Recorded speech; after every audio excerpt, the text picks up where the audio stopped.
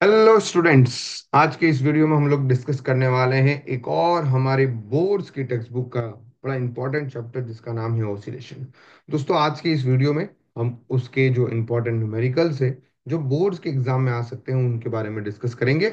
तो हर न्यूमेरिकल को डिस्कस करने से पहले मैं उसके टाइप को डिस्कस कर लेता हूँ, जिसपे बेस कुछ फॉर्मूले हम लोग रिवाइज करेंगे। तो पहला टाइप है हमारा लीनियर एसएचएम। आपको पता है सिंपल हार्मोनिक मोशन में दो टाइप होते हैं, एक होता है लीनियर एसएचएम और एंगुलर एसएचएम। तो अभी हम लीनियर एसएचएम के कुछ फॉर्मूले डिस्कस करते हैं। लीनियर एसएचएम में डिस्प्लेसमेंट ऑफ पार्टिकल का जो फॉर्मूला या जो इक्वेशन है, differential equation, that is x equal to a sine omega t plus five है। दोस्तों, जहां एक्स का मतलब हो गया है डिस्प्लेसमेंट, ए का मतलब हो जाता है एम्पलीट्यूड, और ओमेगा का मतलब एंगुलर फ्रीक्वेंसी, और फाई का मतलब इनिशियल फेज और रिपो। आई होप आपको एम्पलीट्यूड का मतलब पता है, that is the maximum displacement. अगर यही पार्टिकल स्टार्ट होता है कहाँ से, मीन पोजीशन से। कहाँ से स्टार्ट होता है माय डियर? मीन पोजीशन से। तो वहां हमारे पास इक्वेशन हम लिख सकते हैं x equal to a sine omega t. Clear है? याद रखना, ये जो डिस्प्लेसमेंट मेजर हो रहा है ना, चाहे हमारा ये जो डिस्प्लेसमेंट हम मेजर करते हैं वो हमेशा मीन पोजीशन से ही मेजर होता है। एक्स का वैल्यू जो मेजर होता है वो कहाँ से मेजर होता है? मीन पोजीशन से। अगर वही पार्टिकल एक्सट्रीम पोजीशन से स्टार्ट हो, आई रिपीट, पार्टिकल चाहे मीन से स्टार्ट हो या एक्सट्रीम से स्टार्ट हो, उससे कोई लेना देना नहीं है। एक्स जो मेजरमेंट होगा वो हमेशा मीन पोजीशन से होगा। क्लियर? अगर पार्टिकल एक्सट्रीम पोजीशन से स्टार्ट होता है, कहां से स्टार्ट होता है? एक्सट्रीम पोजीशन से, एक्सट्रीम पॉइंट से होता है, तो उस केस में आप चाहे तो अब जब x का वैल्यू निकालते हैं, उसका डिस्प्लेसमेंट निकालते हैं from the mean position, at that time you can use the equation x equal to a cos omega t. मतलब ये जो गेम है वो इस इपोक का है। मीन पोजीशन से स्टार्ट करते हो तो जीरो रहता है, एक्सट्रीम पोजीशन से स्टार्ट करते हो तो 90 रहता है। क्लियर? देन उसके बाद में अगर आपको मैक्सिमम डिस्प्लेसमेंट अगर मैं पूछूं तो वो होगा बिल्कुल प्लस माइनस ए। क्लियर है? और obviously minimum displacement from the mean position is zero. And the next formula is your velocity of particle in SHM. एक तो तरीका होगा, इसको डिफरेंशिएट करके लिख सकते हैं, बिल्कुल डेफिनेटली। और दूसरा जो फॉर्मूला हमारे बहुत यूज आता है, that is plus minus omega under root of a square minus of x square. Clear? अगर मुझे यहाँ पर भी मैक्सिमम स्पीड का फॉर्मूला अगर निकालना है तो that will be omega A. और ये कब होगी? जब एक्स का वैल्यू जो है वो क्या हो? जीरो हो, मतलब पार्टिकल कहाँ हो? मीन पोजीशन पे बैठा हो। Clear? Then next formula will be, जो अगला फॉर्मूला हमारे को दिखेगा, that formula will be acceleration. अब एक्सेलरेशन कैसे मिलेगा? या तो हम इस वेलोसिटी को एक और बार डिफरेंशिएट करें, या डिस्प्लेसमेंट को दो बार डिफरेंशिएट करें, and then will get a equal to minus of omega square x. और बड़ी इंटरेस्टिंग बात है कि एसएचएम में है या नहीं है वो चेक करने की कंडीशन भी यही है। तो जो एक्सेलरेशन होता है that is directly proportional to negative of displacement of particle in SHM. तो जिस डायरेक्शन में डिस्प्लेसमेंट हो रहा है पार्टिकल का, उसके अपोजिट डायरेक्शन में एक्सेलरेशन लगेगा, मतलब एक्सेलरेशन हमेशा टुवर्ड्स दी मीन पोजीशन ही लगने वाला है। ये एक चीज याद रखना, एक्सेलरेशन हमेशा टुवर्ड्स दी मीन पोजीशन ही लगने वाला है। और अगर मुझे यहाँ पर भी एक्सेलरेशन का मैक्स वैल्यू निकालना है तो ऑब्वियसली आप एक्स को मैक्स वैल्यू रखना पड़ेगा। और एक्स का मैक्स वैल्यू क्या होता है? प्लस माइनस ए। तो अगर आप, तो ये इस तरह से माइनस प्लस आ गया है, and that is omega square A, जहां हम एक्स को जो है एक्सट्रीम पॉइंट पे रखेंगे, प्लस माइनस ए रखेंगे। क्लियर है? तो मैक्सिमम एक्सेलरेशन का फॉर्मूला मिल गया ओमेगा स्क्वायर है, मैक्सिमम स्पीड का फॉर्मूला मिल गया ओमेगा है। दोस्तों, इसको बहुत अच्छे से ध्यान रखना है, इस पे क्वेश्चन 3 से 4 बार बोर्ड एग्जाम में आ चुका है, वी मैक्स और ए मैक्स पे। सर, ये यहाँ पर ओमेगा दिया है, ओमेगा का मतलब क्या होता है? Angular frequency. और अगर हम स्प्रिंग पेंडुलम की बात करेंगे तो ओमेगा का फॉर्मूला होगा under root of K bye M. क्या फॉर्मूला होगा? Under root of K bye M. ये किसका फॉर्मूला है? Omega, which is angular frequency.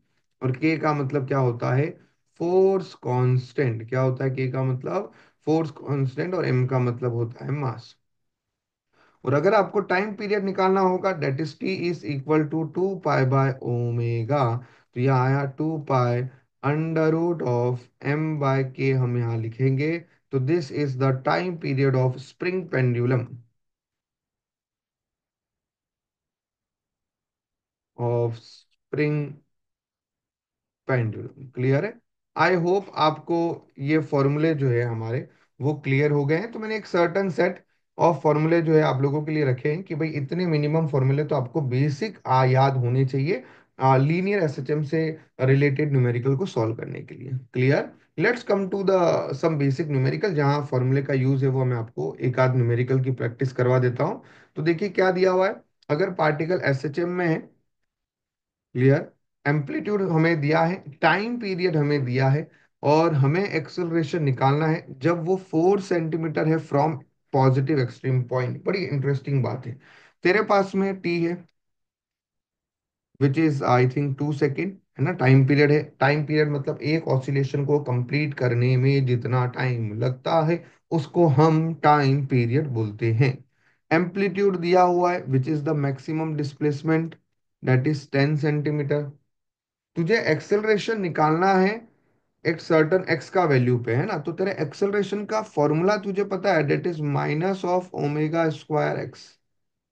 अब मुद्दा है कि तुझे एक्स का वैल्यू, अब सिर्फ अगर मैग्नीट्यूड निकालना है तो आप साइन को इग्नोर कर सकते हैं, कोई दिक्कत नहीं है। तो मुद्दा यहाँ पर यह है कि ये एक्स का वैल्यू, अगर मैं मैग्नीट्यूड निकाल रहा हूं तो ये आ गया ओमेगा स्क्वायर। सर यहाँ एक्स का वैल्यू क्या लूं, वो देखना है। एक्स का वैल्यू 4 ले लूं? मैंने पहले भी बोला है कि ये जो एक्स मेजर हो रहा है वो हमेशा कहाँ से मेजर होता है? From mean position.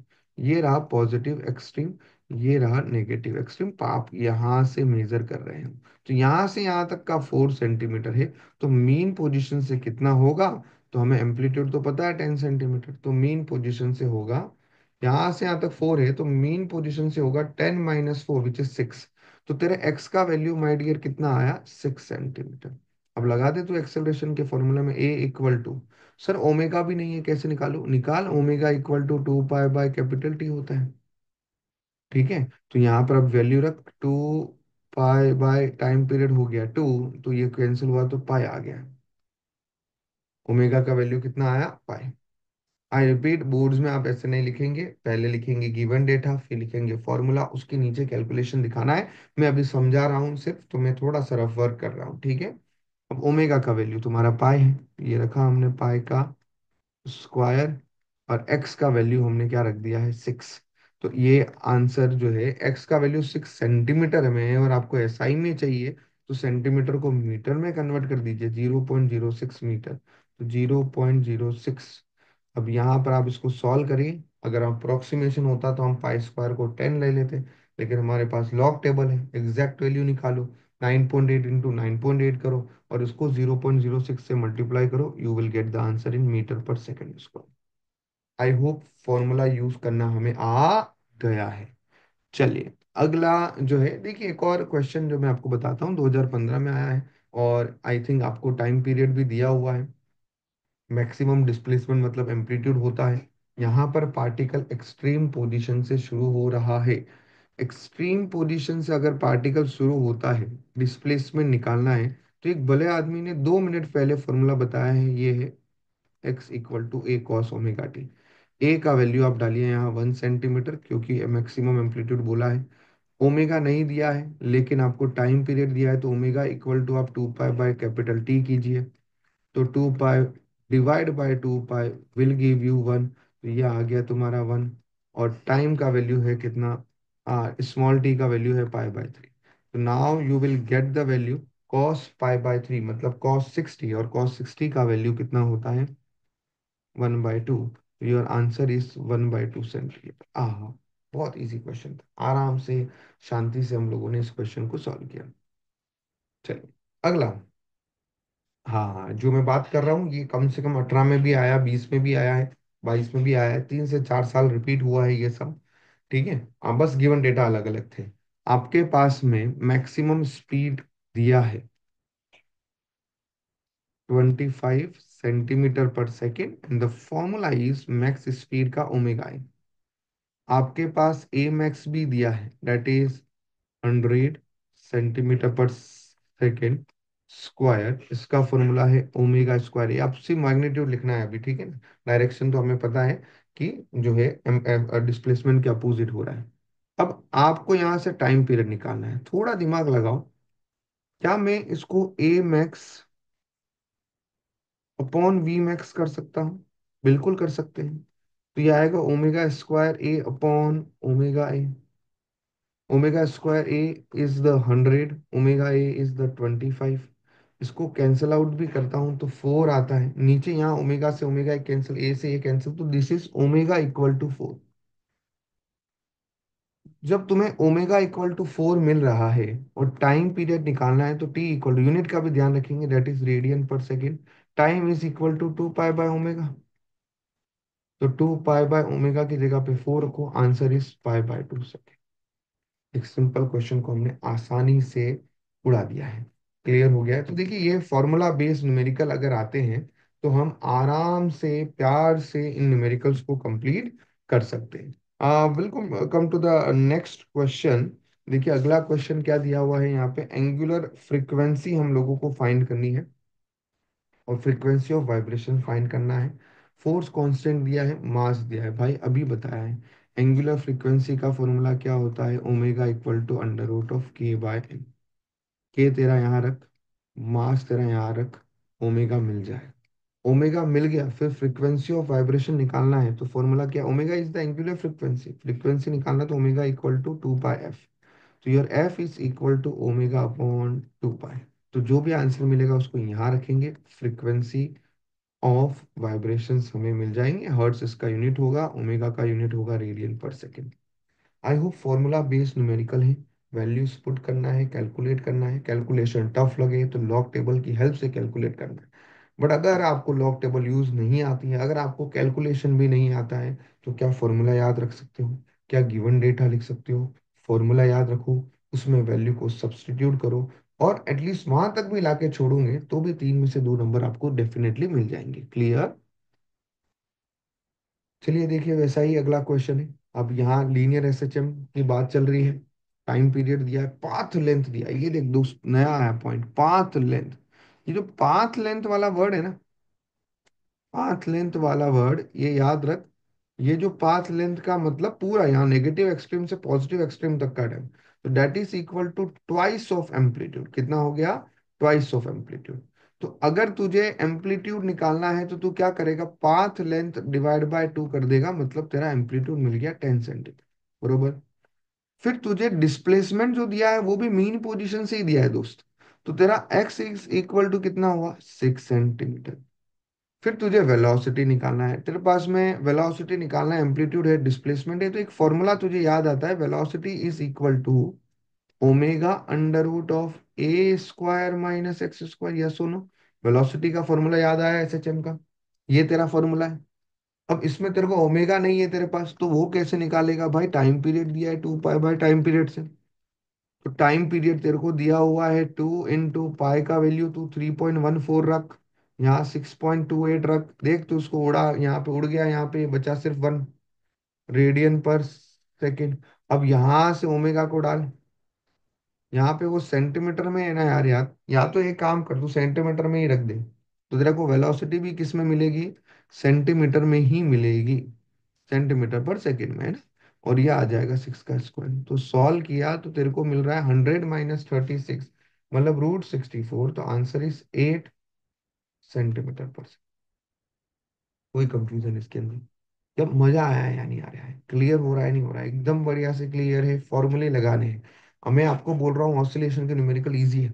सिर्फ जो मैंने पहले पेज पे जो फॉर्मूले डिस्कस किए, वो फॉर्मूले याद रखना है। जहां जहां नई चीज मिल रही है, जैसे पाथ लेंथ का फॉर्मूला था वो मैंने आपको यहाँ डिस्कस कर लिया है, path length is equal to twice of amplitude.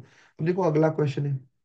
अब तेरे पास डिस्प्लेसमेंट का इक्वेशन दिया है, तो जो वेलोसिटी निकालना है बेटा, मैं फिर भी यही फॉर्मूले से जाऊंगा। एक तरीका होगा कि मैं वेलोसिटी इसको डिफरेंशिएट करूं, टाइम रखूं और आंसर मिले। मुझे नहीं आता डिफरेंशिएशन, बट मुझे ये फॉर्मूला आता, v equal to omega under root of a square minus x square. यहाँ से इक्वेशन देखा, ये इक्वेशन क्या है, x equal to a sine t से जो मल्टीप्लाई होता है उसको मैं ओमेगा बोलता हूँ। बेटा मिल गया तेरे को ओमेगा, ओमेगा कितना है तेरा, 5/3। बेटा मिल गया तेरे को एम्पलीट्यूड कितना है, 5। दो चीज तो तेरे को मिल गई है, एक्स मिल जाए तो तेरा काम हो जाएगा। एक्स का इक्वेशन है, स्मॉल टी दिया है, रख वैल्यू कितना आ रहा है, ओमेगा की जगह पाई/3। स्मॉल टी तेरा 1 सेकेंड है, यहाँ 1 रखा, तो 5 × cos sin π/3, sin π/3 मतलब sin 60, और sin 60 का वैल्यू होता है √3/2। चलिए रखो यहाँ v इक्वल टू ओमेगा की जगह रखा हमने π/3, अंडर रूट ए की जगह पे लिखा हमने 5 का स्क्वायर, एक्स की जगह लिखा हमने 5/2 √3 का स्क्वायर। इसको सॉल्व किया, मिला π/3 under root 25 -25 into 3/4। LCM LCM लेते हैं बढ़िया से और सॉल्व करते हैं तो आता है √25/4, मतलब π/3 इंटू 5/2। ठीक है, ये यहाँ पर चाहे तो यहीं लिख के छोड़ दीजिए, अगर चाहो तो थोड़ा और सिंपलीफाई करो, जितना सिंपलीफाई करोगे उतना बेटर है। कैलकुलेशन टफ लगे तो लॉग टेबल की हेल्प ले लेना, क्योंकि हम बोर्ड्स का न्यूमेरिकल सॉल्व कर रहे हैं। क्लियर है? चलिए let's move to the another type. पहले टाइप पे मैंने सफिशिएंट प्रैक्टिस करवाई है, जितने टाइप के न्यूमेरिकल हो सकते हैं करवा दिए। अब दूसरा टाइप देखो, अब थोड़ा डिफिकल्टी लेवल पे बढ़ेंगे। एनर्जी। एनर्जी ऑफ एसएचएम में तुझे दो फॉर्मूले याद रखने हैं। एक फॉर्मूला याद रख काइनेटिक एनर्जी का, दैट इज 1/2 × के, और यह आएगा a² -(x²). क्लियर है? उसमें हम चाहे तो के को m × ओमेगा स्क्वायर भी लिख सकते हैं, के मतलब तेरा फोर्स कांस्टेंट, और कहाँ से आया, ओमेगा इक्वल टू √k/m वाले फॉर्मूले से। और वही पोटेंशियल एनर्जी का तेरा जो फॉर्मूला है, 1/2 × k × x²। और टोटल एनर्जी जिसमें हम इन दोनों को ऐड करेंगे, then we will get 1/2 × k × a²। ठीक है, तो ये तीनों फॉर्मूले का काम हो गया हमारा। अब देखो क्वेश्चन जो 2024 ताजा न्यू क्वेश्चन, लास्ट ईयर पे से जो क्वेश्चन आया वो ये रहा।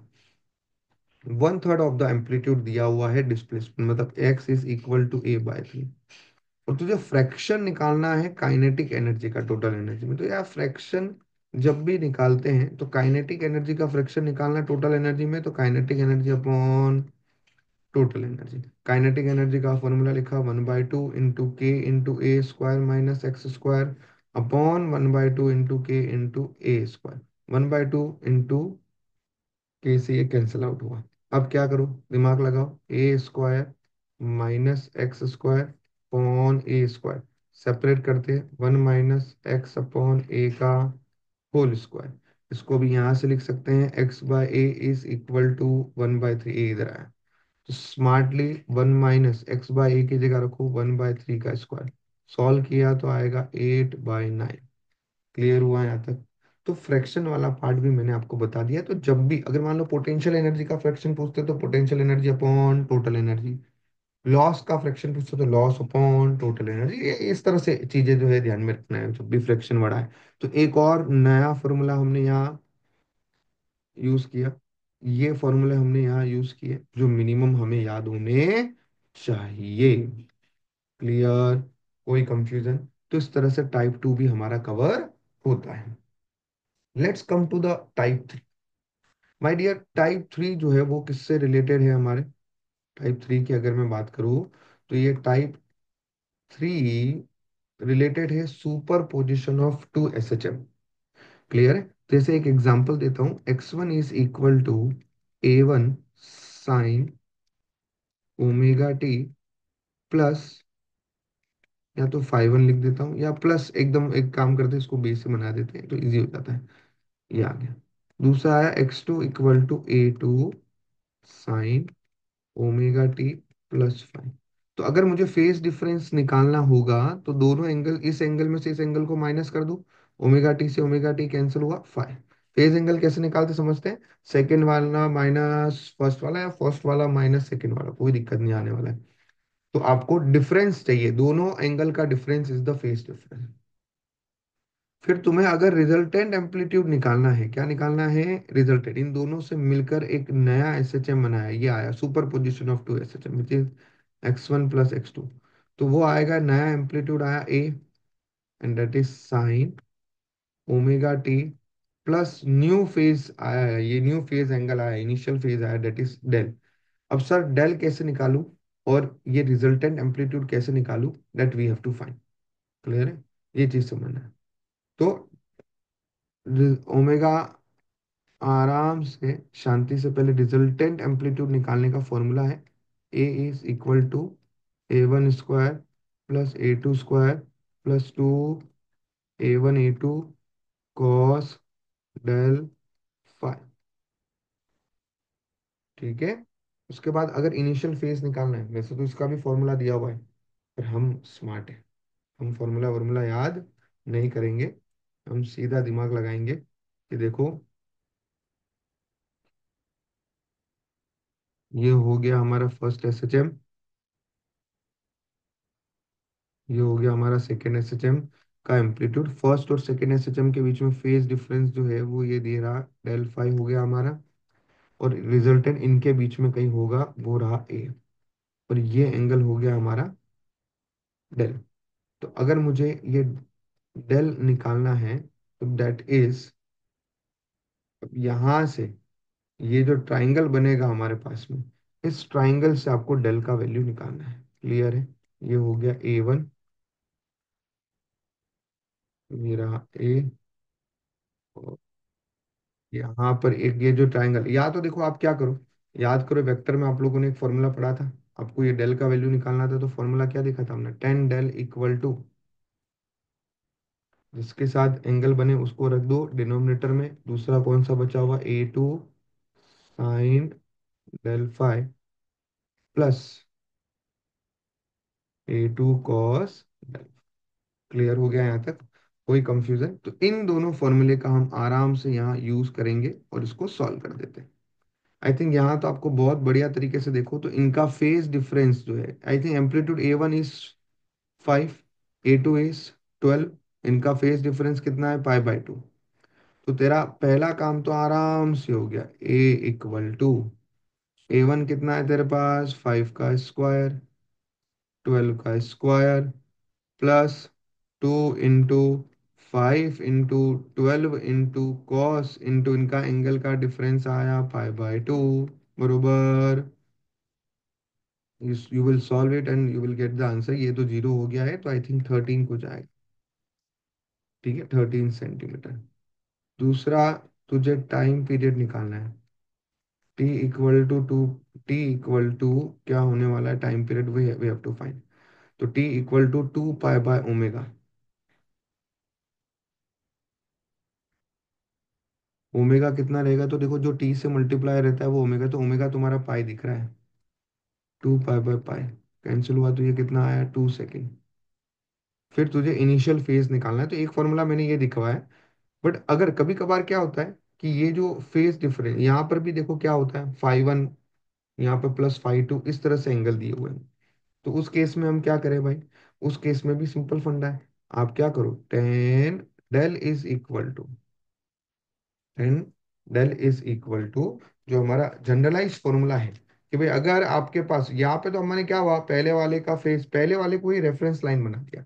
अगर आप पहले वाले को रेफरेंस लाइन नहीं बनाते हो, तो आपका जो जनरलाइज फॉर्मूला बनता है वो हो जाएगा, tan del is equal to A1 sin φ1 plus A2 sin φ2 upon A1 cos φ1। याद करो ये डेरिवेशन में ये रिजल्ट आता है, A2 cos φ2। तो अगर मैं ये फॉर्मूले की हेल्प से जाऊं, मुझे ग्राफ व्राफ नहीं चाहिए, तो आप ये फॉर्मूला यूज करो। अब देखो इक्वेशन में A1 कितना है, 5, क्या पहले वाले इक्वेशन के अंदर कोई इनिशियल फेज है, तो बोलेंगे नहीं है। देखो हाँ, इनिशियल फेज में नहीं है, ओमेगा टी प्लस समथिंग कुछ नहीं है, तो इनिशियल फेज जीरो हुआ। तो यहाँ लिखेंगे 5 sin 0 प्लस A2 कितना हुआ तुम्हारा, 12 साइन। बताओ इसमें कोई इनिशियल फेज है, बिल्कुल है, ओमेगा टी के साथ ऐड हो रखा है, कितना ऐड हुआ है, पाई/2। तो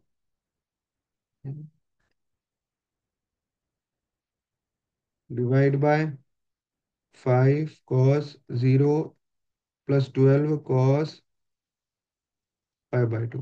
तो ये आया आंसर, 0 आया, ये 12 आया, यहाँ पे आया 5, और ये आया तेरे पास में वापस से 0, तो आंसर इज 12/5।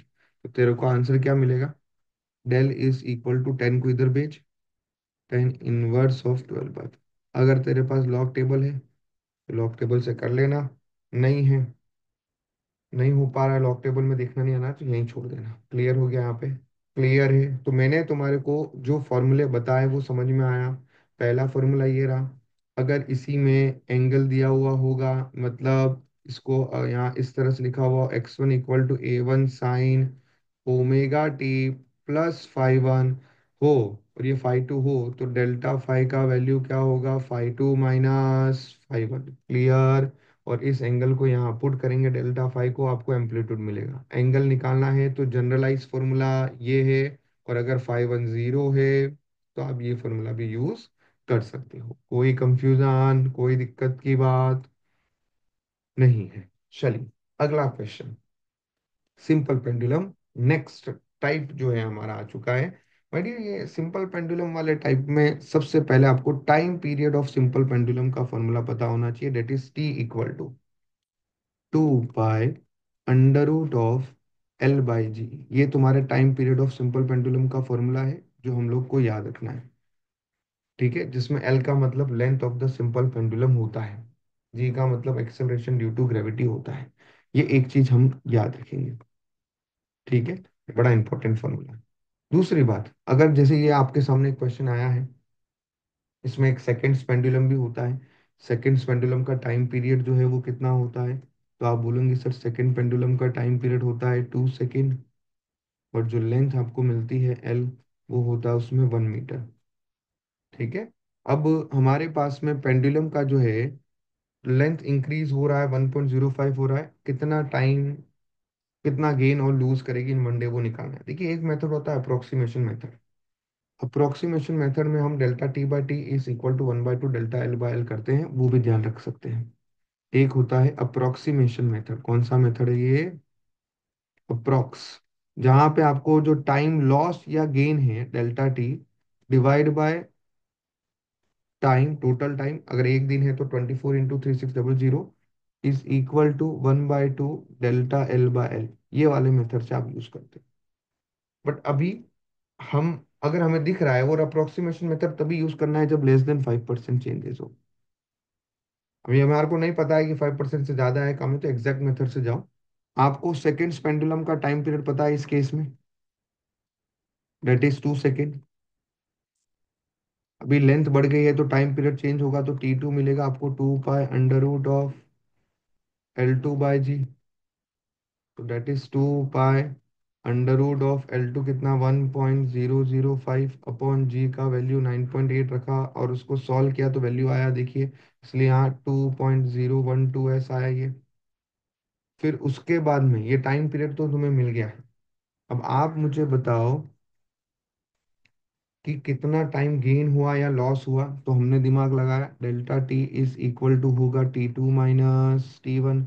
तो एक्चुअली में जो हमारा टाइम ज़्यादा लग रहा है, अब थोड़ा क्लॉक स्लो हो गया, टाइम पीरियड बढ़ गया है, तो लॉस होने वाला डेफिनेटली।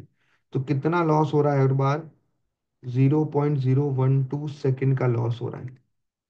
ठीक है, तो अभी आप सोचो, ये तो लॉस इन वन साइकिल है, ये क्या है? लॉस इन वन साइकिल, एक ऑसिलेशन का लॉस है।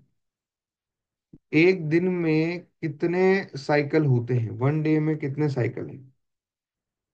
नंबर ऑफ साइकिल, ये कुछ नहीं करने का, ये इसको हटाओ, ये फालतू की चीज है। हम नए तरीके से, number of cycle in 1 day, वो कितने होंगे? तो भाई टोटल दिन में कितने टाइम होता है, total time in a day, that is 24 × 3600 seconds, divide by एक साइकिल का टाइम पीरियड कितना है, तो वो लिखा आपने 2 सेकेंड। ये number of cycle in 1 day होगा। तो लॉस इन 1 डे वो किसके इक्वल होगा? तो वो होगा कि यार ये जो लॉस हुआ है 0.012, ये एक साइकिल का loss into number of cycle, एक साइकिल का loss into number of cycle. भूल जाओ, वापस पीछे जाना और वापस से सुनना अच्छे से। ठीक है, मैंने बोला है यहाँ पे 0.012 number of cycle. Number of cycle कितने हैं? 24 × 3600 डिवाइड बाई 2। और इसको जब आप सॉल्व करोगे then you will get the answer, ऐसा कुछ 518 के आसपास आएगा। समझा यहाँ पे? क्लियर हुआ? तो ये इस तरीके से हमारे को इस टाइप के क्वेश्चंस को सॉल्व करना है। पहले टाइम पीरियड आपको पता है सेकंड्स पेंडुलम का, न्यू टाइम पीरियड आपने निकाला, और old minus new time period किया, तो वहां से हमें जो डेल्टा टी मिल गया है, जो अभी ऑब्वियसली जब समर का टाइम होगा, लेंथ बढ़ेगी, टाइम पीरियड बढ़ेगा, तो क्लॉक स्लो हो रही है। क्लॉक स्लो होगी तो जितना टाइम दिखाना चाहिए था उतना नहीं दिखाएगा, उससे पीछे टाइम, घड़ी पीछे हो जाएगी, तो मतलब लॉस हुआ है कुल मिला के। तो लॉस इन वन डे, एक साइकिल में 0.012 सेकंड का लॉस हो रहा है। इतना स्पीड स्लो, उसको ज्यादा टाइम उसने कंज्यूम हो रहा है, इतना लॉस हो रहा है। तो एक दिन में आइडियली कितने साइकिल होते हैं, तो वो हमने निकाला सेकंड्स पेंडुलम के हिसाब से कि भाई पूरे दिन में कितने सेकंड है, इतने सेकंड है, डिवाइड बाय एक साइकिल को कंप्लीट होने में 2 सेकंड लगते हैं, तो वहां से नंबर ऑफ साइकिल मिल गए हैं।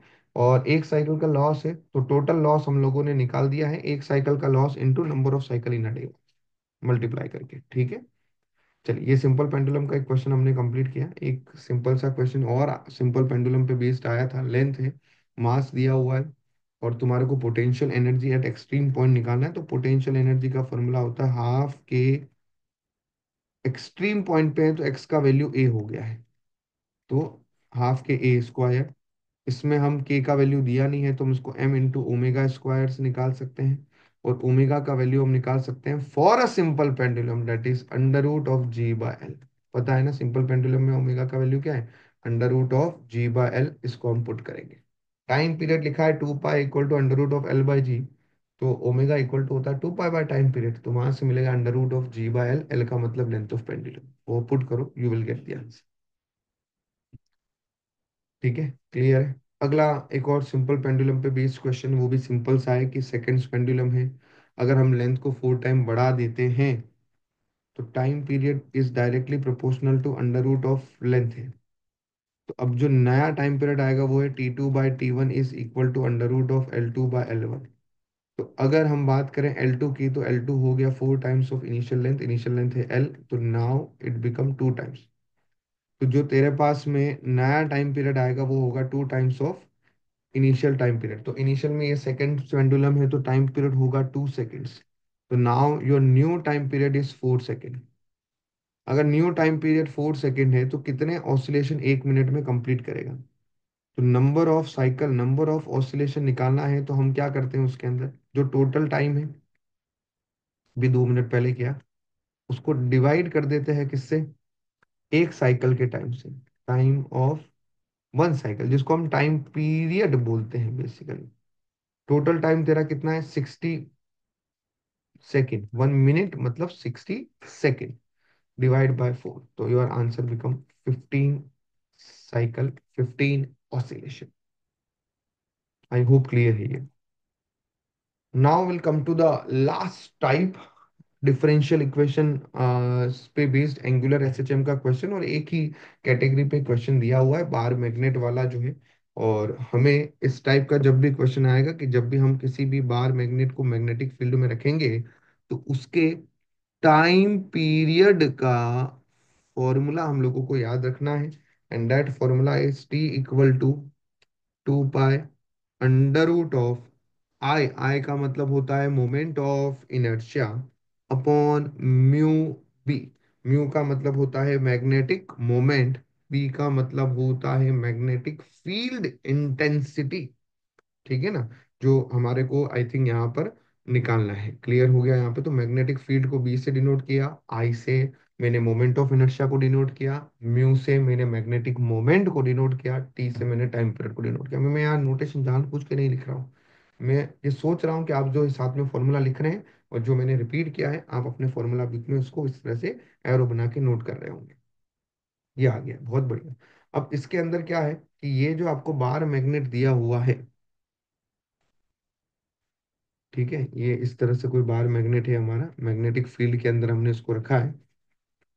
और ये बार मैग्नेट का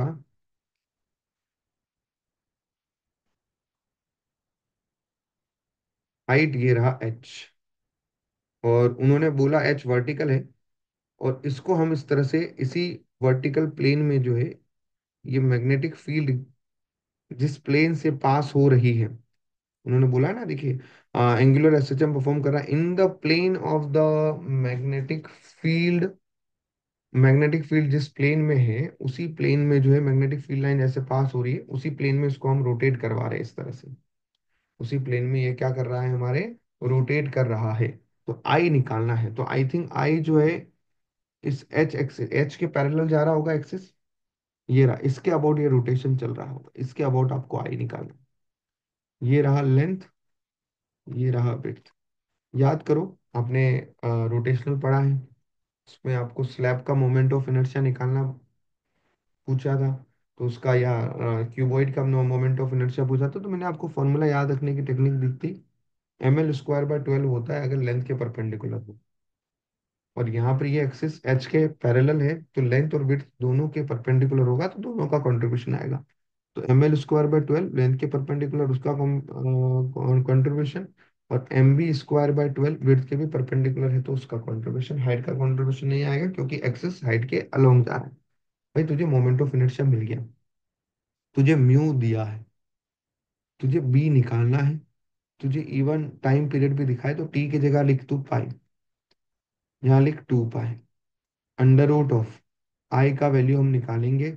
म्यू तेरे को दिया हुआ है 3.4, और ये बी निकालना है। आई का वैल्यू तू फॉर्मूला लगा, मास की जगह लिख 120। आई का वैल्यू जब हम निकालता हूँ, तो मास 120 ग्राम है, केजी में कन्वर्ट करूंगा डिवाइड बाय 1000 करके, और 1/12 को भी कॉमन बाहर निकालूंगा, बचेगा सिर्फ लेंथ का स्क्वायर। लेंथ है 40 mm, मीटर में कन्वर्ट किया 0.04 का स्क्वायर, प्लस विड्थ है 100 mm, तो 0.1 का स्क्वायर। इसको सॉल्व करूंगा, जो वैल्यू आएगा उसको यहाँ डालूंगा।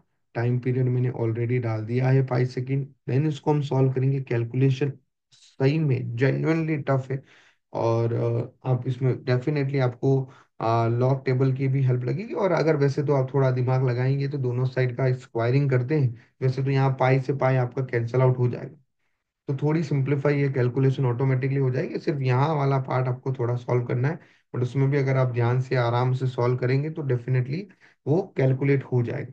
और इसको जो वैल्यू रखेंगे, सॉल्व करेंगे, तो आंसर मैग्नेटिक फील्ड का टेस्ला में मिलेगा। कैलकुलेशन वाला पार्ट आप पे छोड़ा है, मैंने फॉर्मुलेशन बता दिया है, फॉर्मूला कौन सा लगाना है वो बता दिया है।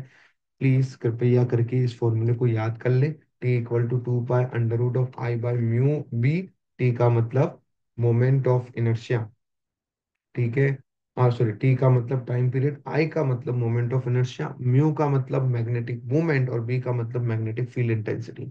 कोशिश किया है जितना फास्ट वे में छोटा रख के सारे टॉपिक्स को कवर करूं, फॉर्मूले को सारे कवर करूं, तो मैंने मेरी तरफ से पूरी कोशिश की है।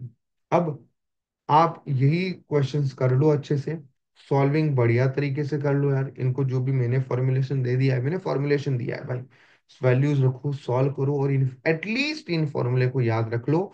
बोर्ड्स का न्यूमेरिकल इन्हीं में से आने वाला है।